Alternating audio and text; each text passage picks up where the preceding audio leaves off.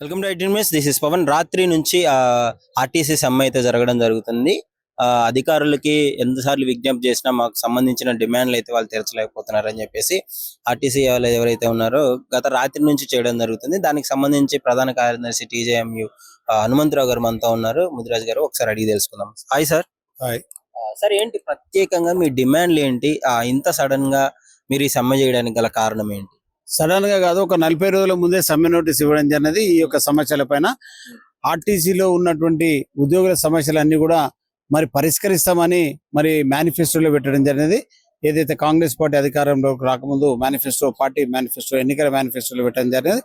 అందులో ప్రధానంగా ఆర్టీసీ ఉద్యోగులను ప్రభుత్వంలో విలీనం చేస్తామని, అదేవిధంగా మరి యూనియన్లను అనుమతిస్తామని, మరియు వేతన సవరణలు చేస్తామని, రావాల్సిన బకాయిలు ఇస్తామనేటువంటి ఈ యొక్క డిమాండ్ మరి ఆ యొక్క మేనిఫెస్టోలో పొందుపరచండి అనేది. ఆ యొక్క డిమాండ్ దాదాపు 2.5 సంవత్సరాలు అవుతుంది ప్రభుత్వం వచ్చి, మరి ఇప్పటి వరకు పరిష్కారం కాలేదు. కాబట్టి ఈ రోజు సమ్మెలోకి ఆర్టీసీ ఉద్యోగులందరూ సమ్మెలోకి వెళ్ళడం జరిగింది. అంటే మీకు మీరు ఇచ్చిన 32 డిమాండ్స్ లో ముఖ్యంగా ఏ డిమాండ్స్ ని ముందు క్లియర్ చేస్తే ఈ సమ్మె ఆపే అవకాశం ఉంది, లేదా 32 క్లియర్ చేస్తేనే ఈ సమ్మె క్లియర్ చేసే వరకు సమ్మె కొనసాగుతుంది? ఇప్పుడు ఏ సమస్యను వాళ్ళు పరిష్కరిస్తామో ఇప్పటి వరకు చెప్పలే. ఇప్పటి వరకు ఉన్న డిమాండ్లలో నేను ఒక్కటి కూడా పరిష్కారం చేస్తామని చెప్పలే. అందుకనే వాళ్ళు మాట్లాడిన తర్వాత, చర్చలకు వెళ్ళిన తర్వాత ఏ పరిష్కారం చేస్తారో అప్పుడు దాన్ని బట్టి మా నిర్ణయం ఉంటది. అప్పటి వరకు మేమేం చెప్పనీకి రాదు. అంటే ఉద్యోగుల టైమింగ్స్ కూడా కొంచెం ఇబ్బందికరంగా ఉన్నాయి అని చెప్పేసి మీరు చెప్పడం జరిగింది. దానికి సంబంధించి ఇప్పుడు వాస్తవంగా ఈ యొక్క సిటీలో 7 గంటలు చేయాలి ప్రతి కండక్టర్ కానీ డ్రైవర్ కానీ ఎవరైనా సరే. 7 కండక్టర్ అన్న జిల్లాలో 8 గంటలు చేయాలి అంటే చట్ట ప్రకారం. కానీ ఈ రోజు ఏమైతుందంటే 10 గంటలు, 12 గంటలు, 14, 16 గంటల వరకు ఒక్కరే. అంటే వాళ్ళు ఒక్కొక్కరితో 2 ట్రిప్పులు, 3 ట్రిప్పులు, 4 ట్రిప్పులు ఇట్లా చేయించడం తోటి మరి సేమ్ జీతం ఉంటది.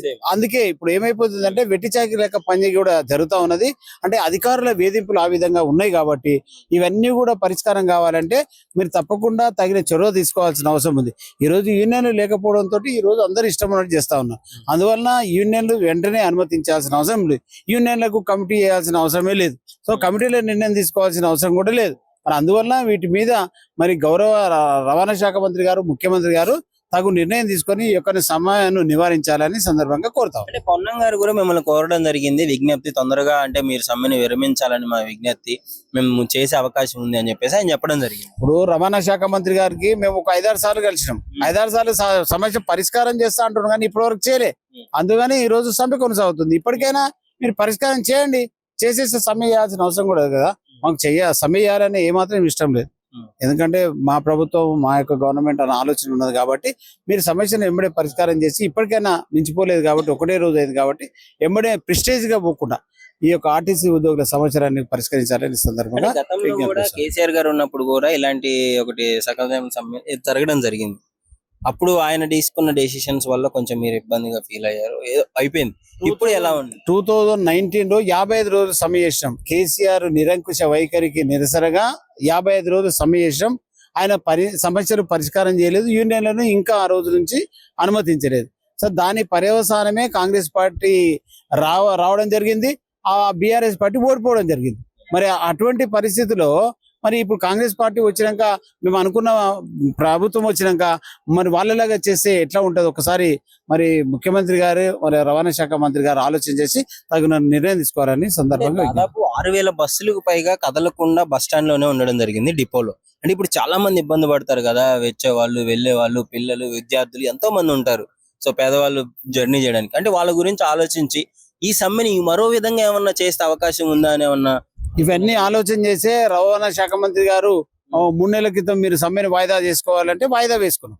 ఒక్కసారి ఆల్రెడీ చర్చలకు రవాణా శాఖ మంత్రి మినిస్టర్ క్వార్టర్ లోనే చర్చలు వాయిదా వేసుకోమంటే అది ఇదే సెక్రటరియట్ లోనే అన్ని యూనియన్ జేసీ ఆధ్వర్యంలో సమ్మె నోటీస్ ఇచ్చినా వాయిదా వేసుకోమంటే వాయిదా వేసుకున్నాం. మళ్ళీ వాయిదా వేసుకోమనేది కాదు, ఈ రోజు ప్రభుత్వమే చేయాలి. ప్రభుత్వం ఆర్టీసీ ఈ ప్రజలకు ఇబ్బంది ఏర్పడుతుంది అన్నప్పుడు మా సమస్యలు పరిష్కారం చేస్తే ఈ సమస్య ఉండదు, ఇబ్బందులు కూడా పోతాయి. అదేవిధంగా ప్రజలందరూ కూడా మేము విజ్ఞప్తి చేస్తా ఉన్నాము, మాకు మీరు సహకరించి మా యొక్క సమస్యల పరిష్కారం మీరు కూడా మాకు భాగస్వామ్యం కావాలని కోరుతా ఉన్నాం. సో మొత్తానికి ఈ సమస్య పైన మీరు ఏం చెప్పదలుచుకున్నారు? మొత్తానికి ముఖ్యమంత్రి గారు, రవాణా శాఖ మంత్రి గారు ఆర్టీసీ చేస్తున్నటువంటి కార్మికుల సమస్యను శ్రమను గుర్తించి వారు చేస్తున్న సేవను గుర్తించి మీరు ఇచ్చిన హామీలను నెరవేర్చాలని ఈ సందర్భంగా కోరుతాను. సార్ ఇప్పుడు జీతం ఈ ఏవైతే మిగిలిపోయిన ఉందో అదే విధంగా ఇవ్వకుండా పిఎఫ్ లో అవన్నీ కట్ అయి ఉన్నాయి కదా, అవి తీసుకోకుండా రిటైర్ అయిన వారు ఉన్నారు, వాళ్ళ పరిస్థితి ఏంటి? ఇప్పుడు అందుకే రిటైర్మెంట్ అయిన వాళ్లకు రావాల్సిన బకాయిలు ఇవ్వాలనేదే ప్రధానమైనటువంటి ఇస్తామని చెప్పారు. అది కూడా ఇవ్వాల్సిన బాధ్యత ప్రభుత్వం పైన ఉంది, తప్పకుండా ఇవ్వాలి.